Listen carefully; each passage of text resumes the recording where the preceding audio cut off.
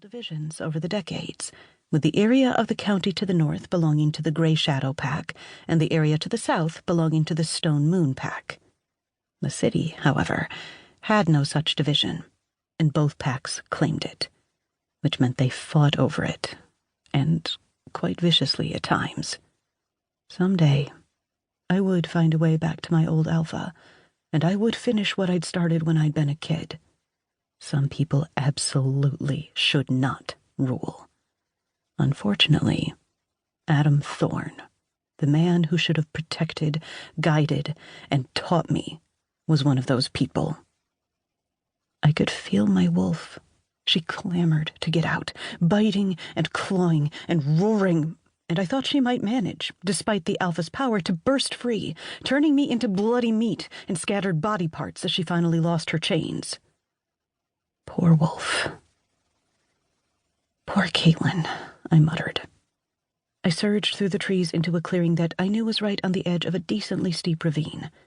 I'd learned these woods well during my years of dealing with a punishing moon, and I also knew that when the ravine was finished with me, I'd have a few bruises, cuts, and maybe even a broken bone or two that would take a while to heal because my wolf was so restrained. Not human slow, but damn near. I was in the middle of a small group of people before I even realized they were there, and I had two thoughts immediately. One, I should have scented the bastards, and two, they were all human, and they were about to cause a death. 4 people, 2 males, 2 females. One of the females was tied to a crude altar, a huge log they'd lined with ivy and dried leaves, and was that blood? Definitely blood. Now my wolf smelled it, and them. I saw eyes widen and mouths gape as the trio of assholes realized they were being rushed by a crazy person. But the girl on the altar never moved. She was aware.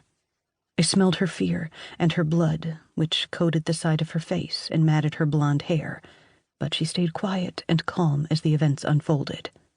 The ones who stood over her, though, they were not calm.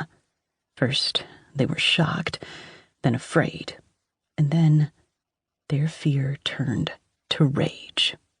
"Kate!" the restrained woman called. "It's okay!" I gaped. "Lucille?" The young victim was Lucille Shannon from my favorite bakery. The woman had a gift for creating food, baking, cooking, slapping together a sandwich. Anything she made tasted like it was blessed by the gods. "What the—" "It's just a fucking girl," one of the guys yelled. He was a tall, skinny man who looked barely out of his teens, with long dyed black hair and black clothes. They all wore black clothes, as though wearing black was a prereq for evil and badassery, relieved only by the gleam of silver jewelry and blades he probably had no idea how to use. I stood not 2 yards away, breathing hard. I'd been running full out for a half a mile at least, my body jerking beneath the pain of my hobbled shift, my mind dark. I smiled, somewhat eagerly, I was sure, and cracked my neck. Fighting was always better than running for getting a girl's mind off her problems. "Just a woman," I said, "and that's going to be plenty enough to kick your skinny, punk asses." They looked at each other, their black-rimmed eyes uncertain, more from the mystery of being invaded by a strange running woman than fear that I might actually be able to overpower and kill them all. But before they could open their mouths, something else happened. Something much worse than a trio of young people in the middle of the woods performing some ritualistic sacrifice of a human girl. Yes, worse than that even. A demon came. And just that quickly, I realized exactly what they'd been doing, and I understood from their shrieks of shock and awe that they hadn't thought it would work.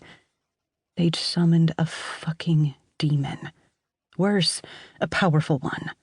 A demon boss. "Shit," I whispered.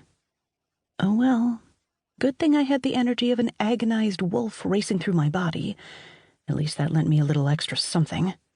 The demon wasn't massive, but he was tall. I was tall, at 5 feet 10 inches, but this guy had at least 8 inches on me. And he had a demon sword. A short